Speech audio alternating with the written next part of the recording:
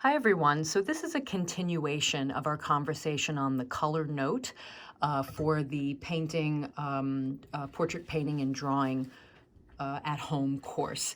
And what I'm going to do is I basically blocked in the rest of this color study and thought what I could do is discuss with you on the palette what I really used in order to achieve some of these areas. So, we had left off by having the background and the hair blocked in. What I continued to do was to block in the shadow in a very, very large and simple shape by using third value. And mostly what I do is I start with a yellow third value. And then if I want to make it a little bit more green, I'll add in the gray mixture at third value to get greens. If I want to make it a little bit more purple, then I'll add the red at third value with the gray at third value, which will give me kind of more of a purpley mixture. If you do have quinacridone magenta, that comes out of the tube at a third value. So you can pull some of that in there instead of having to mix those two together. It's really, they yield very similar results. And what I'll do is I'll block it in with mostly the yellow at third value and then pull in some of these colors. Okay, so when we talk about the color study, what I proceeded to do was think about the colors in the light as in three basic areas: her forehead, her cheeks, and her nose, and then the bottom third. So typically in a portrait, what you get is the average complexion in the forehead, more ruddy complexion in the middle third, and then the bottom third gets a little cooler. You'll also find that the neck has cools and the shoulders are also cool, but maybe to a little less degree. So what I did was think about the value and the color at the same time. And the light's coming from our right side, which means that the intensity light is going to be more on her forehead, and it's going to kind of taper off as we move down the portrait. So these values here, where I have 8, 7, and 6, are really meant to help you control the fall off of light.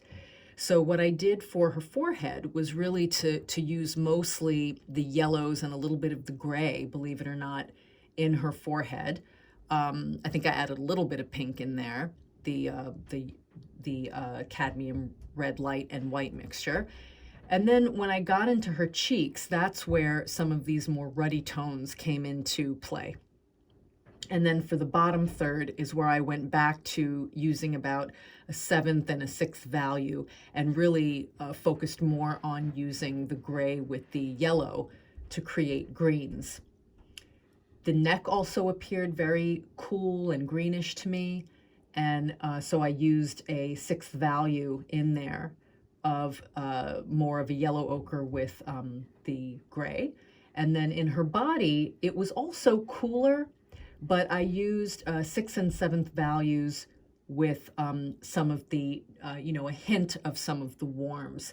So last but not least, what I'll talk about is what I used for her drapery or her clothing. And what I suggested to do was to start off using about a 7th value or an 8th value gray. And what I noticed was that we needed a little bit more blue. So you'll notice that off to the side here, I have cerulean blue mixed with white at an 8 and a 7th value. And I started to kind of pull those in to her drapery. I also tried out using a little bit of ultramarine blue with white, but the skin tone being warm is going to make the drapery look bluish automatically. So last but not least, what I tried to do was focus a little bit more on toning down some of the edges. And then that pretty much gave me the results of this color study. Last but not least, I ended up using a little bit of 4th value with some of the yellow and gray 4th value for some of these highlights that are going to be in her hair. Oftentimes, I find that students have a tendency to make highlights in the hair way too light. They think that they're going to be up there in value, but I stuck with something no lighter than a 5th value.